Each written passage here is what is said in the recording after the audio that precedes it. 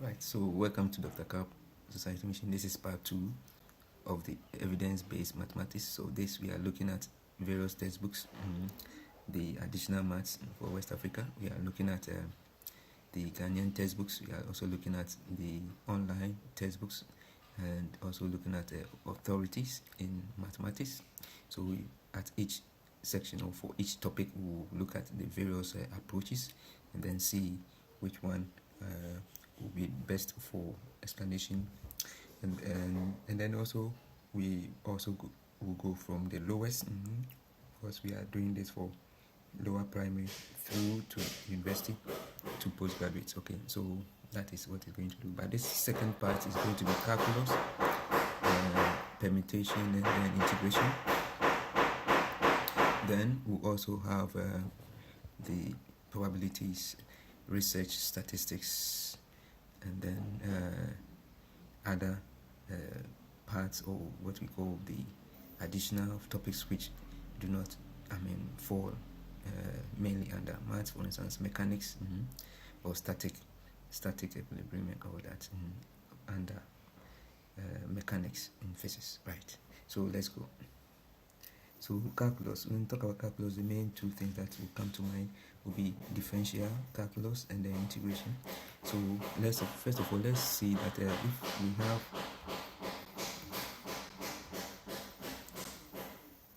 if we have a curve on a graph, okay, we can divide the curve into trapezoids, okay, and then put them together, sum them together to get the area. Okay, that's the integration. Now, at that point, we have a curve. We want to know the slope. So the slope will be the change in the y over the change in the x. Okay, and that is pointing to differentiation. Now, when you have the basic understanding this way, we'll be able to understand why differentiation will come that way. From first principles, okay, if you have a point, okay, along the curve, now as you expand it, okay, if there's a small change in the y, a small change in the x, okay, as against when you reduce the change, as you reduce the change in y, change in x, as you keep on doing that, at a point or an instant, you get a fixed point, which will be made up of a gradient, a change in y and a change in x, but that will be the instantaneous gradient, and that is what we call differentiation. So differentiation, this is the general one, the same thing that I mentioned, a change in x, a change in y, okay. So the change in x, you do that, usually you arrive at an expression that will be this. Let me show that one. So this is from the first principles. Let me give that one here.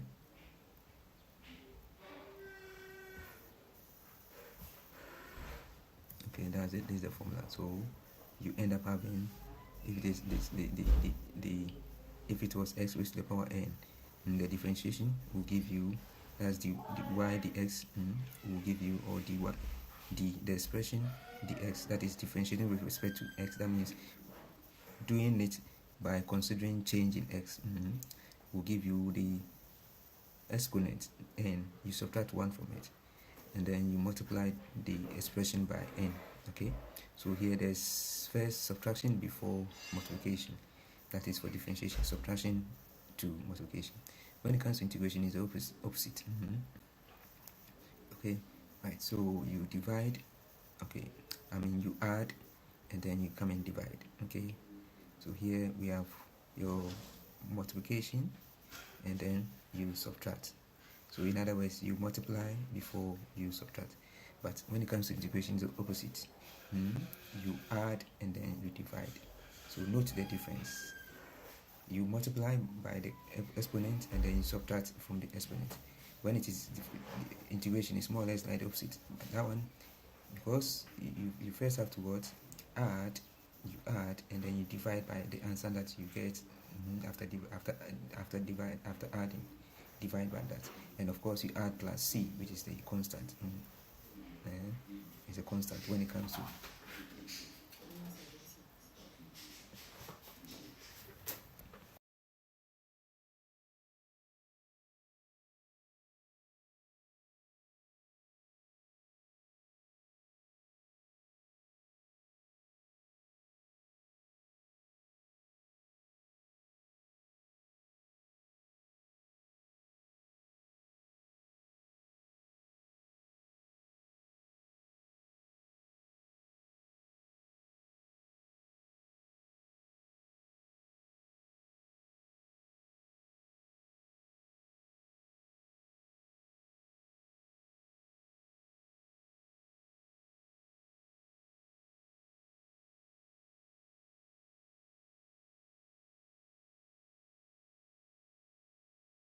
Right, so let's look at how we can use this in this example.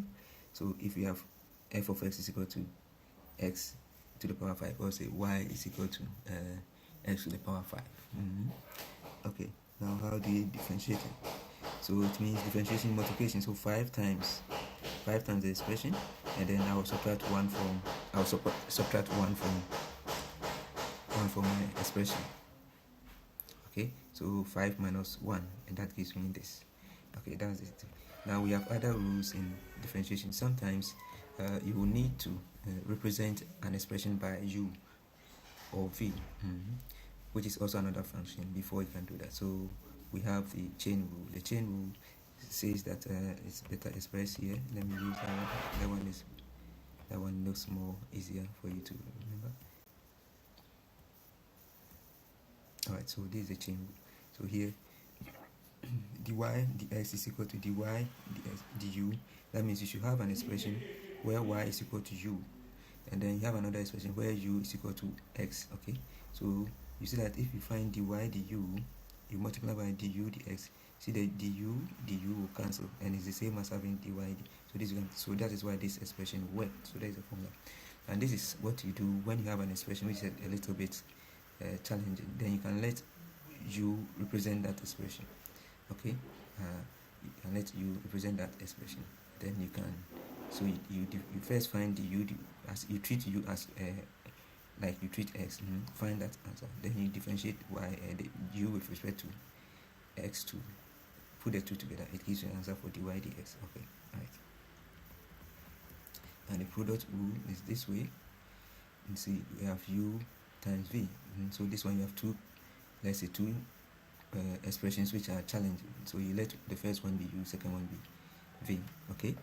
If this multiplication, then you use this. So what you do is you multiply your u, you differentiate, you find du dx, and then multiply by u, plus you maintain your what v and multiply by du dx.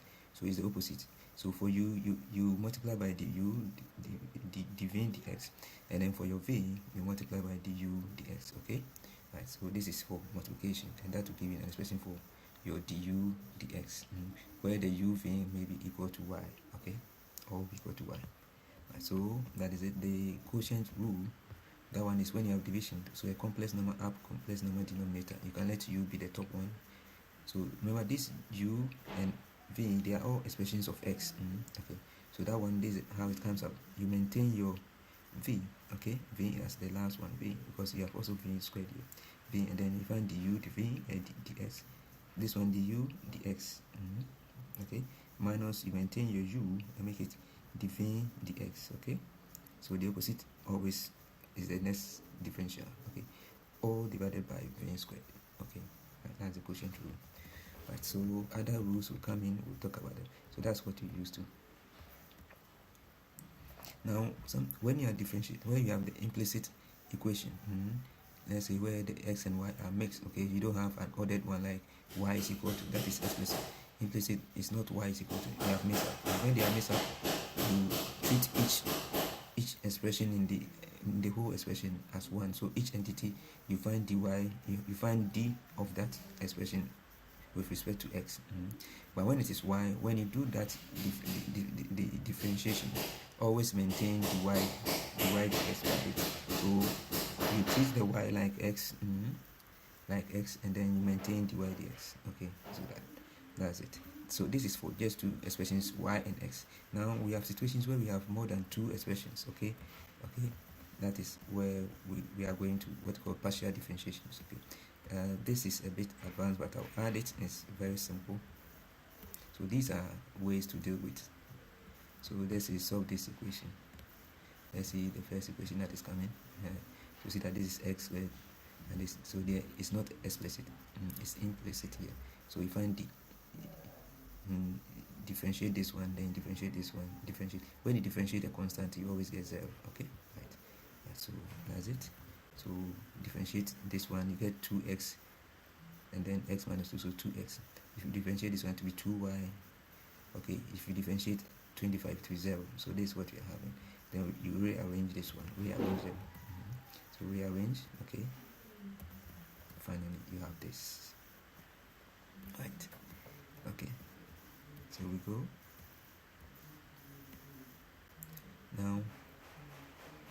So work example. So you see this one is, so this one is simple expression, so you don't need to make it u, y, and so on. You can just differentiate straight away. It's all x. It's not complex. So differentiate this one on its own, this one its own, this one its own, this one its own.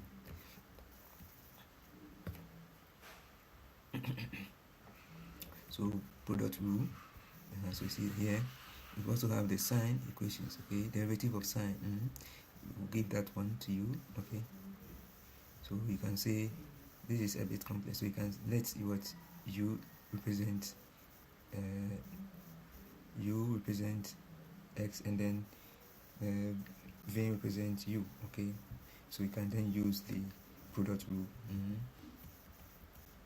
Product rule. Now we know what one we the differentiation of the trig now is. We'll come to it. So we do that, and then so now we go into partial differentiation. So that one we have talked about this. That's why I jumped this one. There's a portion here. Maybe we'll come to it. Let me see if we actually talked about that. Okay, that's not it. So let me go back. I think we'll come to differentiation of the trig. Okay, so I will jump that one for now. When you get there, we'll talk about it. So this is the partial differentiation. So you have x, y, z. So this one, you'll be asked to differentiate each with respect to the other. Okay, so let's say find the first differential. Okay, find the partial differentiation with respect to x, y, and z for each. So partial differentiation with respect to y with respect to x. So treat y and x as constant. So that's what you're going to do. Okay, so you treat with respect to x, so you treat y, and so this becomes constant. So you maintain them and then differentiate this one. Okay, so this is what you are getting. Right. So the expression is d of the function, the x is equal to this as the answer. Okay. This Lagrangian may be used in such equations. Okay. Then you go to partial differentiation with respect to of the function with respect to y. So x and z become constant. Okay, and do that same. Okay.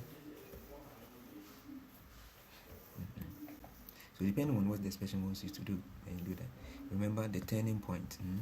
dy dx is the slope.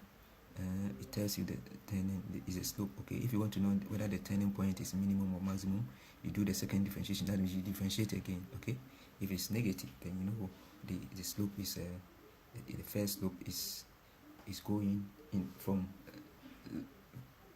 right to left. Okay, then that is a maximum.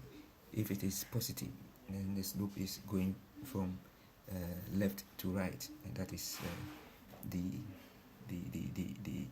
minimum point. Okay, so now let's look at derivatives of the 6 trigonometric functions. Okay, so the sine x dx will give you x. So if you differentiate sine, you get cos. Differentiate cos, you get negative sine. So differentiation is like more or less, I will look at it like reducing it to a point. Okay, so if you reduce y, x, you get cos. If you reduce cos again, it means you are going down, you get negative sine. Okay, that can help you to remember. Then if you differentiate tan, you get sec. If you differentiate cosec, you get negative cosec. So it's going down, that's why it's negative. When sec, sec, you are going down than tan, so you go down tan sec, and then the same thing here. So these are for advanced ones. You get the rules. Okay, find the derivative of this. So this is an expression. It's quite long, so you can let all this be u. Okay. So once you say u, then you are going to apply the chain rule. So differentiate du, the cos u, df, the cos df, du. Then you get your answer. Times, because it's always times what is in it. Then differentiate the one in the bracket, and then get your answer again. Right. So you differentiate the u with respect to u. You multiply by differentiation of the one in the bracket too. Right. So that is what has been done. Let's look at this one. So here u cos u. So we differentiate this one where u is equal to this inside this one. So first d cos u du will give us negative sine u. Now let's go and differentiate the u too. So we differentiate du dx. So it will be 2 times x differentiation of 5 is constant, so that's 0, so we get 2. So when you finish, you put this and this together, but the u expression must be written as this one. So if you want to be fast, you can straight away say that it is sine of this one times, then you differentiate this one if you want to be more fast. Right, so that is it. The same thing is done for all the others. Okay. Now we can be asked to differentiate from first principles, and this is the same thing that we did for the initial differentiation. So this is the expression f limit f. So this f1 means first differentiation. If it is 2, it means second differentiation. So we differentiate and differentiate again. Okay. So here is s plus h divided by h minus f of h. Alright. So that is your change. Okay, so let's go.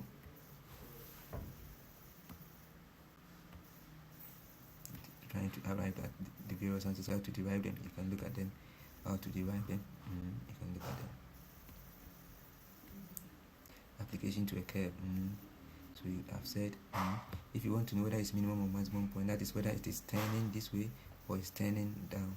Okay, whether it's u or it's n. Okay, and evaluate the second derivative. Since if it is more than 0, that means it's positive.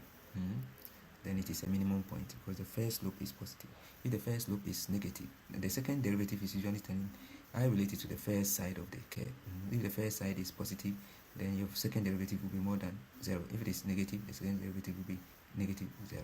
Okay, you can use that one for profit and then cost. And so if you want to maximize profit or minimize cost in economics and other things, okay, so you can have this expression okay, as production of the output and then the input.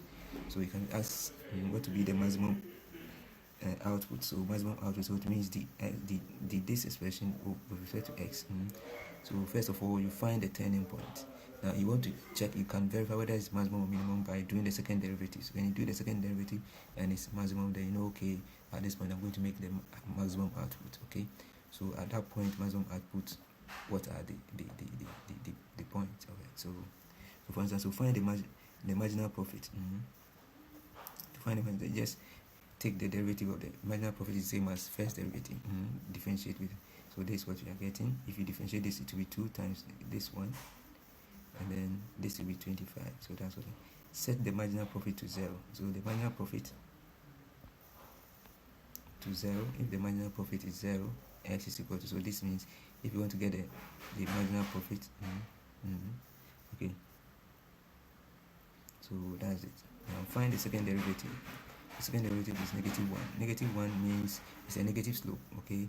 So it is a maximum. Evaluate the second. So it's a maximum. We know at this point is a maximum. So the company should produce. So we know that's the value at the turning point, the maximum point. But to know whether it's maximum or not, which is just the quality, we do the second derivatives. So it means if you produce 250 items at that maximum point, at that turning point, you'll be making a maximum output, right? So that is it. That's an example. The others follow in that order. Okay. So point of inflection. So point of inflection, your dy dx will be 0. Okay, when you equate it, the turning point equate to 0, you get a point there. But your second derivative, that's what you are getting here. So the first derivative is this. Set the second derivative to 0 to find the potential inflection point. So second derivative is 0. The potential inflection point is x is equal to 2. Okay. Now the third point is choose a value for x less than. So you can choose values for just extreme to the right and then to the left. Okay, you fix them in, and then you'll be able to tell whether the curve is concave down or concave up. So on one side, so this one is minus and this is plus. So it tells you it is both are not. You are not getting the so this one, the curve is concave down because it's minus. Left to here.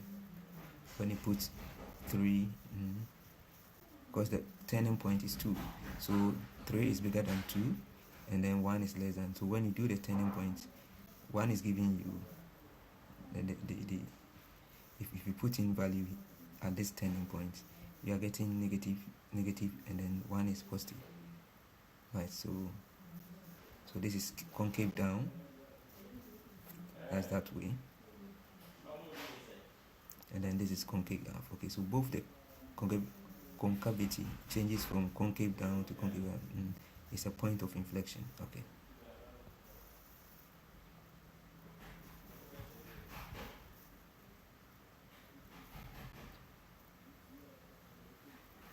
Alright, so we go.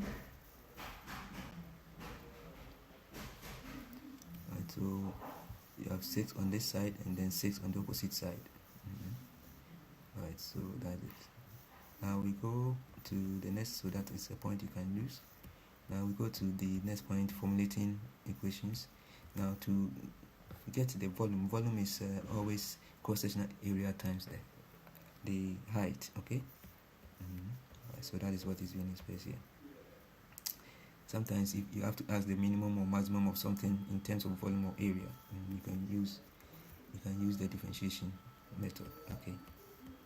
Your first differentiation will tell you whether it is, that is the maximum or minimum point. Then you do the second derivative to see whether it's the minimum or maximum point.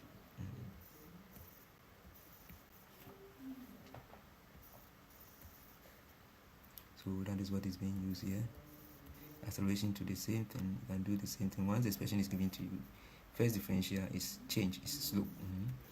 Then you want to see whether it's maximum or minimum, you do the second differentiation. Small change, when it comes to small change, this expression is very important.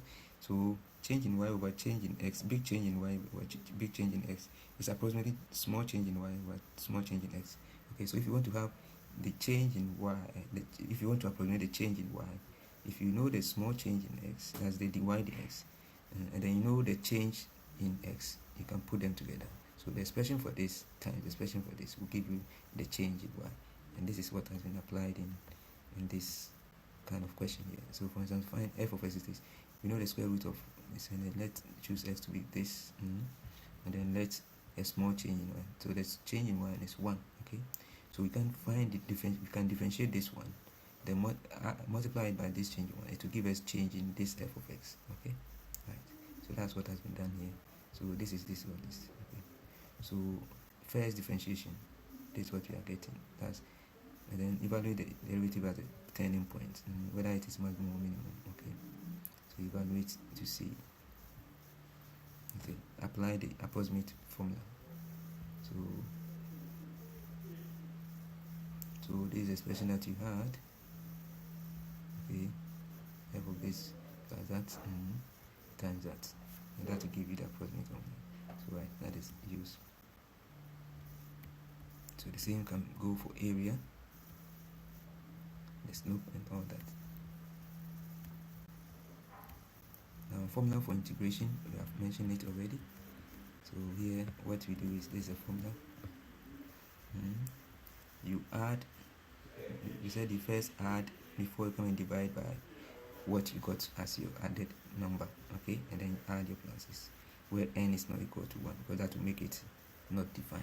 Right, so log 1 over x, when you differentiate, you get ln x. Okay, note it, ln x, right, natural log of x. Okay, so right, so the next one, constant multiplied by constant, we know that one, sum, so okay. Now we can try our hands on some integral. So let's say integrate this one. So here you add 1 to this becomes 3, divide by that. Okay, right, so you get your answer, this as your answer. The same integration is done here. 1 over, if you are asked to differentiate 1 over x, you get ln x. That is one thing you should note, important thing to note. Now when it comes to differentiating the, so there is the inverse, differentiating e to the power x. Okay, there is a constant, okay, a constant of the natural log. Okay, we have the natural numbers, that's the exponent. Okay, so that is 2 point something something something. Right? So this If you integrate this one, you first have the same number plus c. Note it. The differentiation will also give you as a repeated function like that. So what is the differentiation of natural log? If you differentiate natural, because if you differentiate natural log of this, you get that. Okay. So if you integrate this one, you get this. Okay, so if you differentiate this one, that is, if you bring it down, you get that. If you go up, you get that.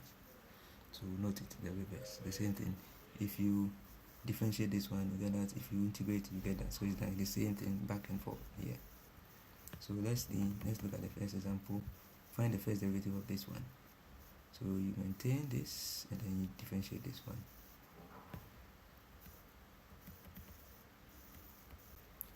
Right.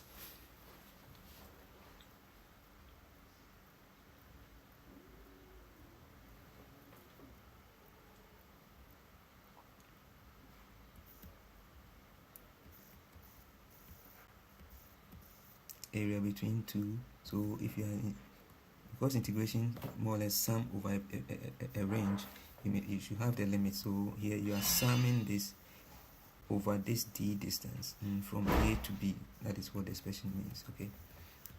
Alright. So here, for instance, if we can integrate all this one to know the area covered by all this, integrate this one to know the area covered by all this. Okay. Right. So then what we can do is we can actually be able to find these two. So where the two intersect. So we subtract this f of x, f of g from f of x. Then you can get the shaded area. Okay. Okay, so that's it.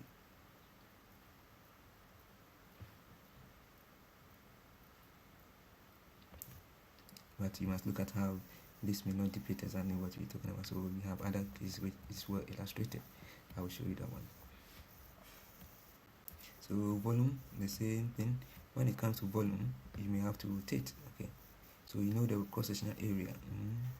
So when you get the cross-sectional area, you have to sum over. So you get the expression in the form of cross-sectional. So y will be squared. Because its area is a circle. So y squared pi. That's the expression for y. So you integrate y squared pi over the distance ds. That becomes the formula for volume. Okay. That's what we call the Dix method or the washer method. Right. And that can be done to estimate the volume and all that. Now let's come to combinations and then permutation. So permutation is arranging. You have, let's say A, B, C. You want to arrange C number of ways you can arrange them. So you can start with A, then B, C, or A, C, A, C, B. Then you come and start with B, B, A, C, B, C, A. Then you go to C. So you can do that and that. So when you have the first one there, the second one, once you pick one, the first position, two are left. So the two, you have two items to take that position. So 2 by 2. And the third one will be fixed. So you see that this will be 3 factorial. Okay, right. And that will give you the answer. So we say n arrange or n perm 2.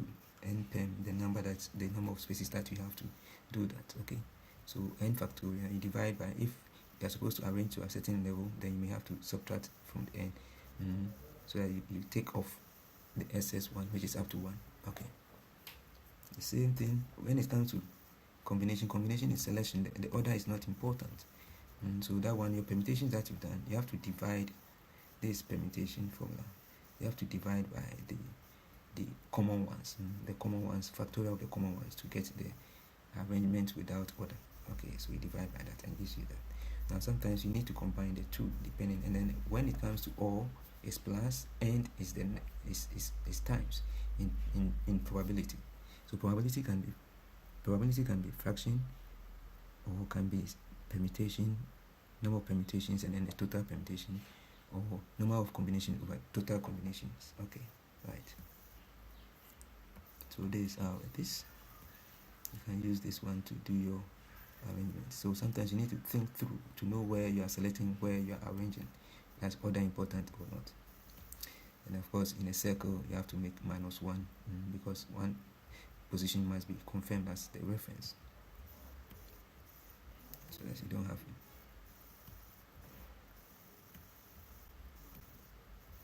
So the binomial expression, that is, if you have this, you can express and go this way. You see that this arrangement will follow the pattern of combination. The order doesn't really matter, okay? The order doesn't matter, so it follows the pattern of what do you call it, combination. So you can use combinations to get these ones, and that can be applied in the probability methods.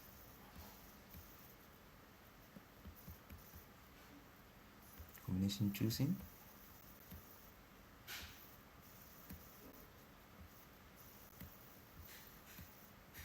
So we are now on probability.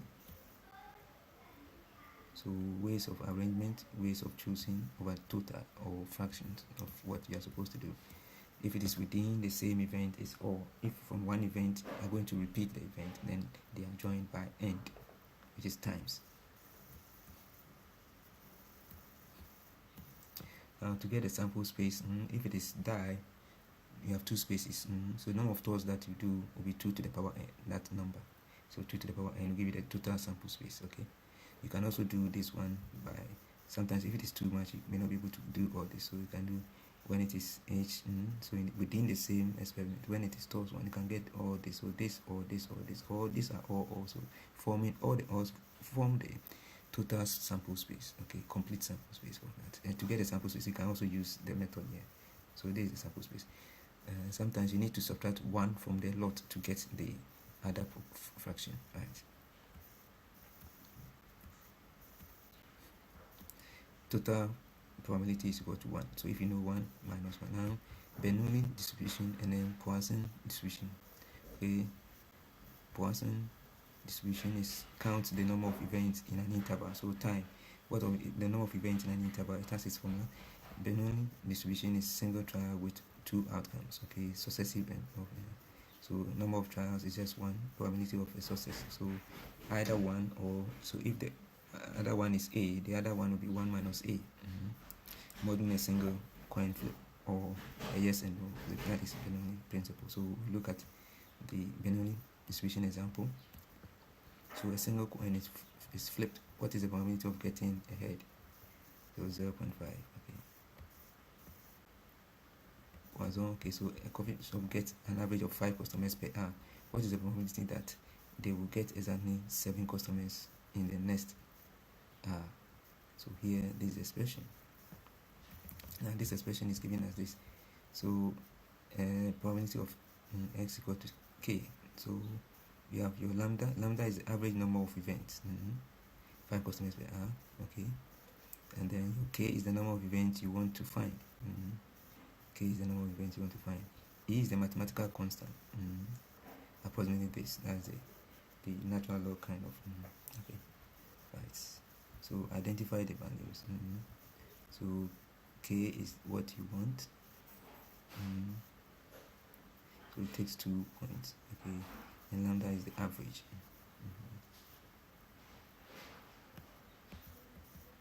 So within the same R from the average, if you want to go a little above the average or come a little below the average, what will be the probability? That's what this is seeking to do.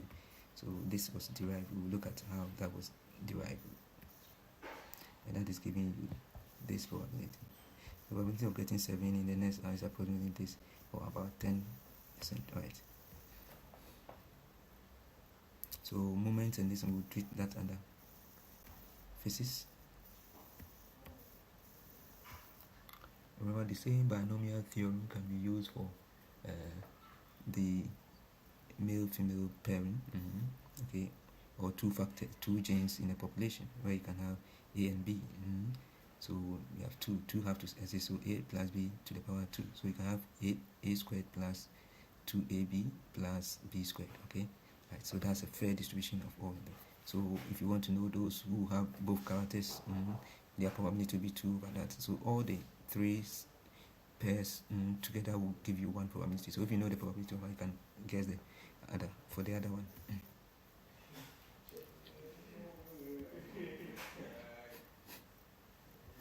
So the sample. So we have parameter, which is for population, the population statistics itself, and then statistics is the figures for the sample itself. So you note it, this for population, mean population, standard deviation for population. Qualitative, qualitative data we do categorical. Okay, that those ones you have to note. We will have a common theme, then we'll try to analyze the themes. This may add on to a quantitative data, making it more broad. Okay, triangulation to making it more reliable research. Interval, we have scales of measurement. We have the interval. So, example is the temperature, where 0 doesn't mean 0, nothing is there. 0 means something is still there, because -2 also means something is there. So temperature is the tricky one. Okay, the ratio 0 means 0. Okay, absence. Okay, then you have the range.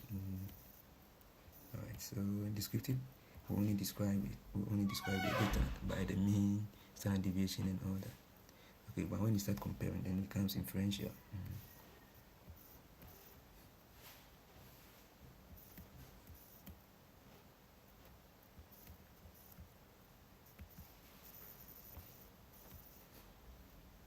So descriptive, and then you have inferential.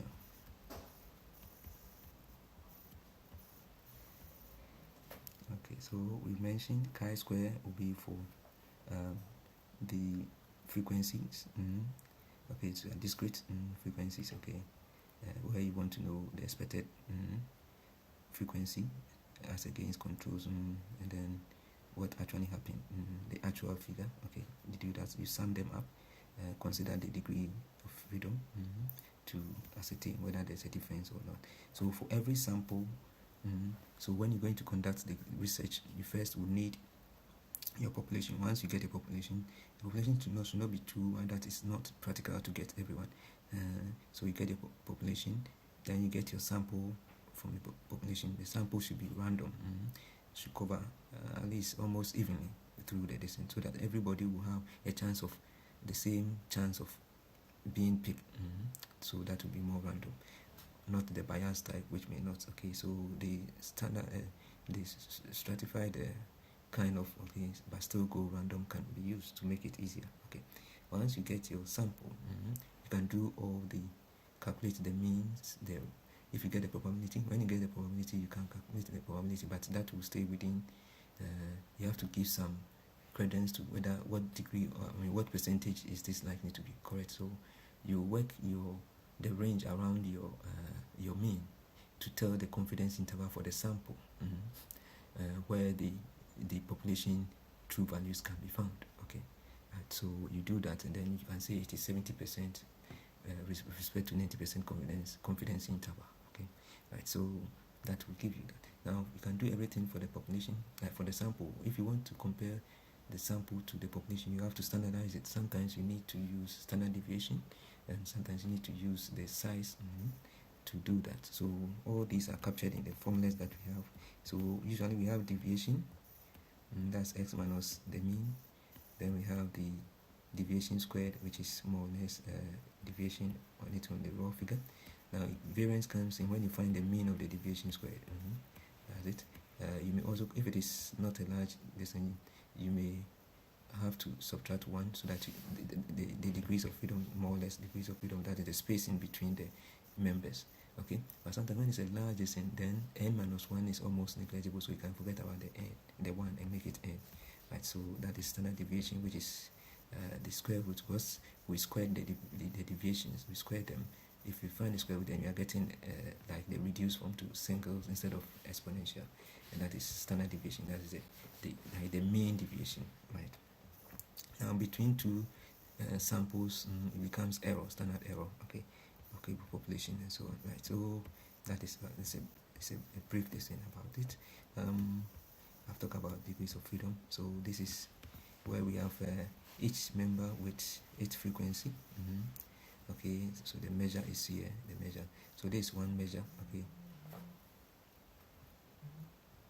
So with this measure, okay, with this measure, you can standardize it. The raw measure can standardize it to the T and Z score, then compare with the population, right, to see whether there's a significant for each individual or for the mean, to see whether it falls after or before a chosen p-value, which is the alpha, the critical point, right?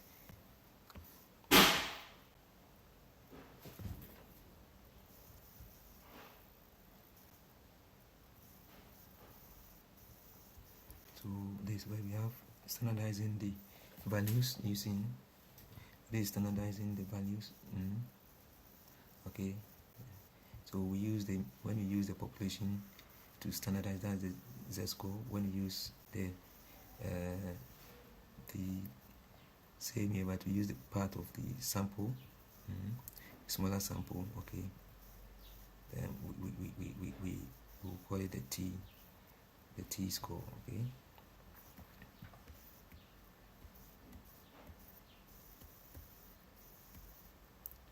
so one tail, two tails. Okay, so two tail has both positive and negative on either side of the mean. The one tail is, they are all skewed on one side. Okay, right. Your hypothesis is what you are saying. There's no difference between the one you are going to treat and after treatment. No difference. Okay. The alternative is that there is a difference, and then if it is ANOVA, okay, then you are saying at least there's a difference between two pairs. Okay, the ANOVA, that is when you are using variances to do comparison. So type 1 error is linking you to your is linked to your hypothesis. Okay, so error means you should reject. So if you make an error in rejecting the null hypothesis, then that is type 1 error. Okay, so that is when you should reject it, you rather accept it. Okay, so type 1 error, okay, is when you incorrectly reject a true null hypothesis. So error means reject. Okay, so you are supposed to reject the null hypothesis, but you don't do that. In other words, you conclude that a significant effect exists. So that is when exists, population exists. It is in reality it does not. When in reality it does not. Okay, right. So the error is the type 1 is with respect to the null hypothesis, and the error means rejection. Okay. All right. So we go type 2 is more or less to do with the alternative.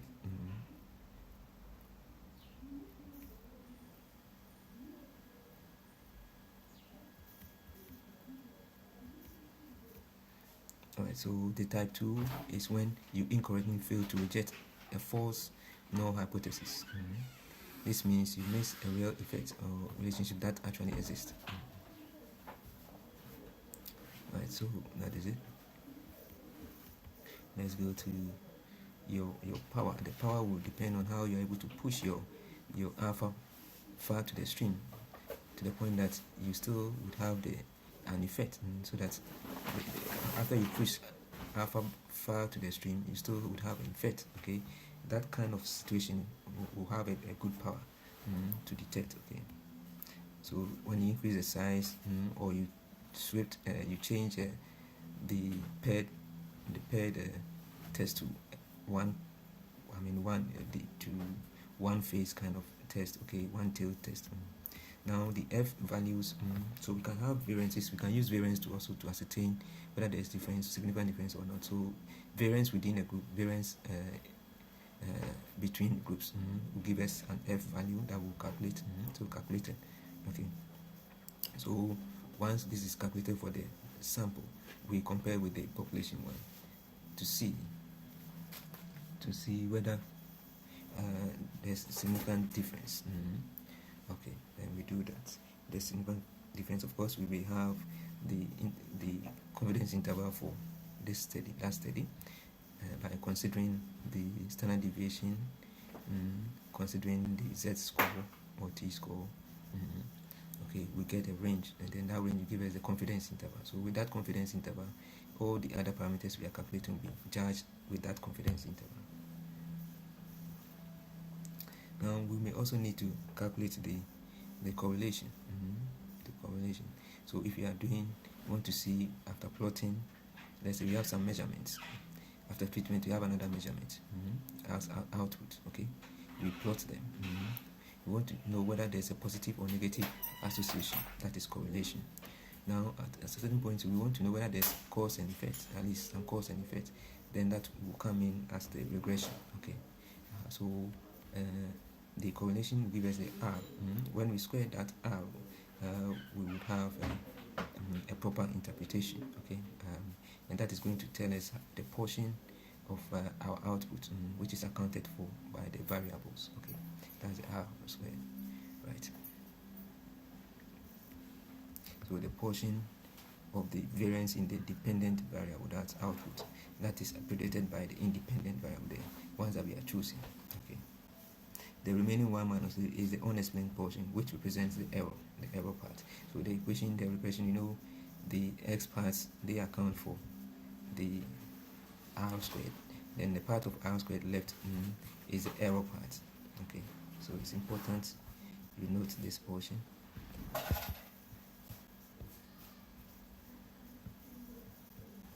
It's important you can note it.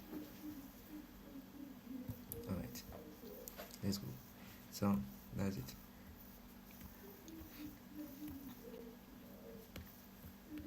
Now the t-test does it. So we are using the population 1 to help.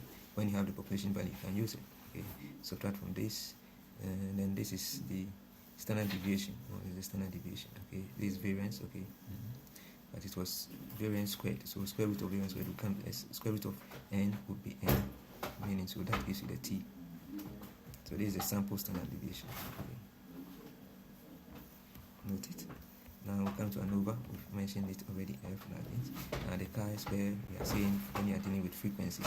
So each member, we are counting them, the number of frequencies for a particular distance, the frequency for a particular group or person. Okay, number of times for that one, as against it's expected. Right. But when it comes to percentage or proportions, those ones you just do them, and then you have to know the confidence interval to say that, and then hoping that all parameters have been followed, especially the sample size. Then you can say 95% is the answer based on this confidence interval. Okay, those ones you do not compare; they are just descriptive.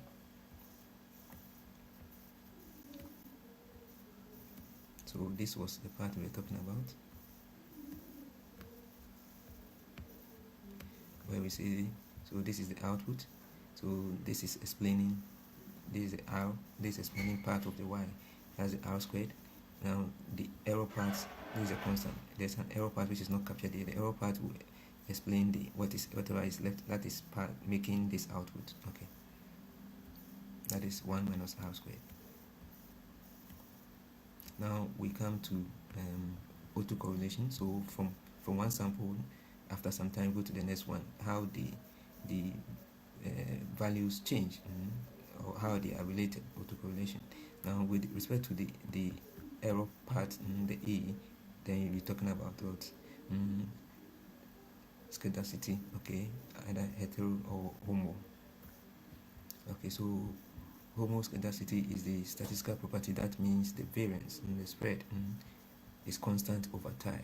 Okay, the statement captures the sense of it. So in time series, if the variable of one data around their mean remain consistent throughout the entire period, okay, the data is homoscedastic. Okay, the opposite is when the variance changes over time, then it is heteroscedastic. Right, so we're trying to capture everything. So random, we talk about random bias, we talk about that. Probability sampling, we talk about that. So each member has the chance of being taken, that's probability sampling. Examples of probability sampling: we have the simple random sampling, which is the commonest. Okay, then we have the systematic sampling, we have the stratified sampling. The population is divided into stratas. Okay, and a random sample is drawn from each. Okay, systematic, that is the starting point is chosen. Every 10 person is chosen. That's systematic. Simple, every individual has an equal chance. Now the simple one is everyone has an equal chance of being selected. So note that one. Okay. So then non-probability, convenience. People are selected from the way you can easily access them, get to them. Quota sampling, that is similar to stratified sampling, but the selection is not random.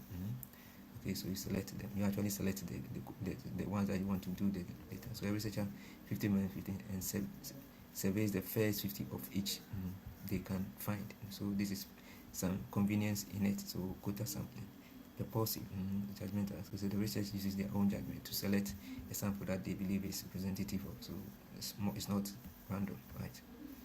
Okay, so estimating population is that. So you have your mean, then you add the standard deviation. Okay, so your standard deviation, actually you said your z-score is equal to the difference divided by standard deviation. So if you multiply your z-score by the standard deviation, then you are getting the difference. So the difference is added to your mean to give you the range or the confidence interval, which can be converted to percentage as 90% and so on. Right? So this is for the sample, being addressed for the sample. Okay, so you do that confidence interval, and from this, because we have n here, we can use this one. So if you know the confidence interval converted to maybe z or z values, we can get the n that is needed for that sample. The same thing, population size, capture release, capture recapture, that can be used. Okay, where n is the estimated total population size, m is the number of individuals captured, c is the total number of individuals captured in the second one, and then r is the number of marked individuals recaptured. So we can use that one to estimate population. Forecast time series. To forecast method, you may need the actuals and then the predicted, which is predicted is usually with respect to time and it's theoretical. The actual ones are there. You can put the two together in an equation to do your to find your forecast. Okay, that's time here. Alpha is the smoothing factor. So you have a factor for this, factor for that. So that is it. Then, so forecasting method, we have so many of them. Holt's linear trend method. All the formulas are here. So predictive, usually with time. Forecast, you put the two together. Actual, prediction together. So z-score, we've talked about z-score, we've talked about that. I think we're almost getting to the end of the discussion. So we have assumed mean, that is also part. You assume a mean, of course, and then work your way out. Okay, so remember there's a formula for standard deviation. You can easily get it, like we said. First you have deviation squared divided by n. That is giving you variance, square root of variance gives you standard deviation. So that's the basic formula, and it follows like that. Sometimes the figures have frequencies, okay? Because the figures have frequencies, you have to multiply each figure by each frequency. So f, and then when you are dealing with frequencies, you should remember you can use chi-square for analysis when you have control, right? So you have expected, unexpected, and you are able to do that, right? So that is that you should note. Descriptive, we talk about that, there's describing, and then chi-square, we talk about that relationship between two groups based on categorical data. Other tests that can use ANOVA. Right, so these are final conclusion tests. There's refining the cause and effects, regression, right? Data sampling, we talk about that, weight and on that. Relevance, stratifying. So that's it. N is equal to this. So sample size has this. So N is the sample size. E is the margin of error. Margin of error. Okay. And this is the population standard deviation. Okay. So from previous work and other things, you can get some of the figures. Or sometimes you may do piloting to get some of your figures to work with. Right. Marginal error for descriptive study. Extrapolate or not to do that. You get standardized, and then you can then rely on. So if it is probability, then you have to use this one to calculate. Use the probability one, proportion one. Okay, so you have your average proportion. Of course, also think about future mean, which is expected value. Sometimes you can have the fractions of means put together to get your total mean. Okay.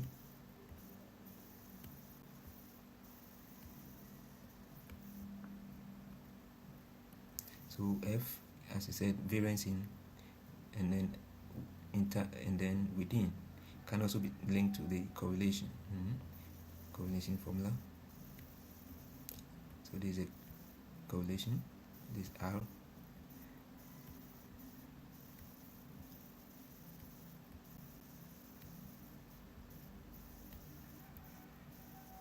Okay, so yes, we will look at then relative risk. Okay, relative risk, will come to that. Relative risk, okay, so you have a group and then another group. You compare their risk. Okay, that's relative. Now the opposite of those, that if you use the opposite, the reverse, to estimate, then that is the odds ratio. Okay, the odds would predict whether there's a high likelihood that something will happen, right? The risk will occur. Then we have the sensitivity. Sensitivity will mean the ability of the agent in a test to be able to pick up those with the disease. So it reacts with the functional groups of those with the disease. Well, that is sensitive. Now, its ability not to react with anything that is not the disease is the specificity. Okay, right. So if you have high sensitivity, you can pick almost all those with the disease. At the same time, you do not you exclude those that are not the disease. Then you have also high specificity, and that is a good test. So confidence interval proportion mentioned. Data collection, talk about that. Sample size deviations. Confidence interval, that's it. So that is where we get our estimation of a sample size from. Confidence interval, raw figure to percentage. ANOVA, we talk about ANOVA. Inter and intra.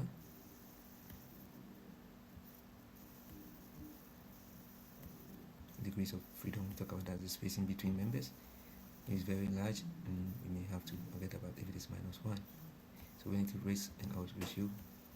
So we have those smokers, non-smokers. So no smoking will cause, so this is risk where we are saying it as an association, not the cause. Okay, so smoking will cause hypertension.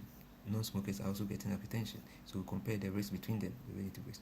Now, if you are using the reverse, not just that, okay, where we don't have access to, we don't have, we are using controls, or you can't do relative risk. You have to use the odds ratio.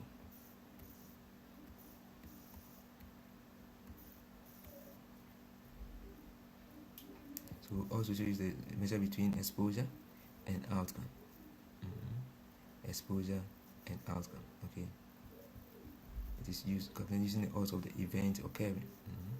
So from that table that we did, you can get this one as the formula.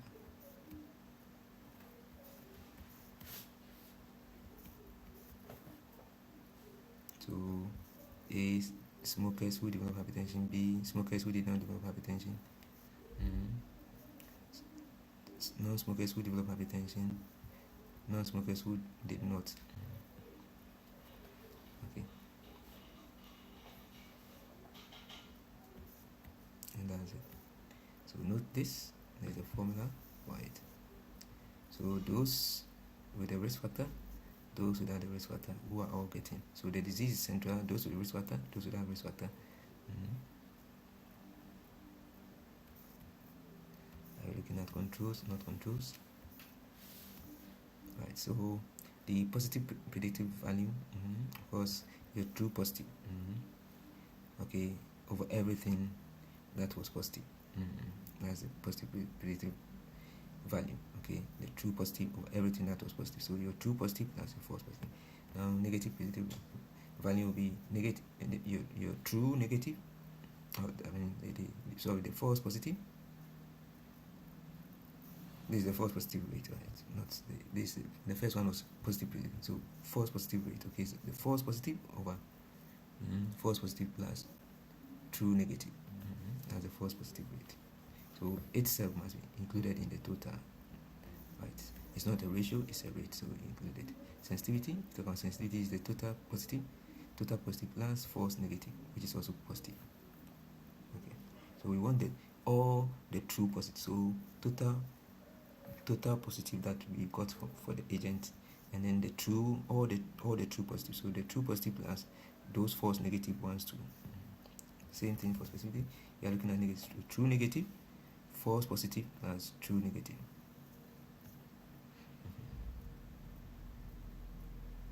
Okay, so work example here. We can determine that one. Positive predictive value, false positive rate,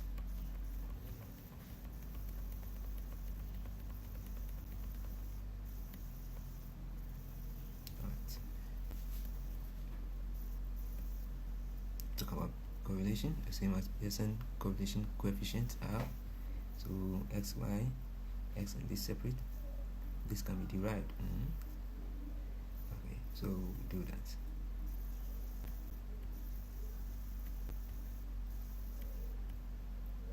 Right, so we come to an end. Thank you very much.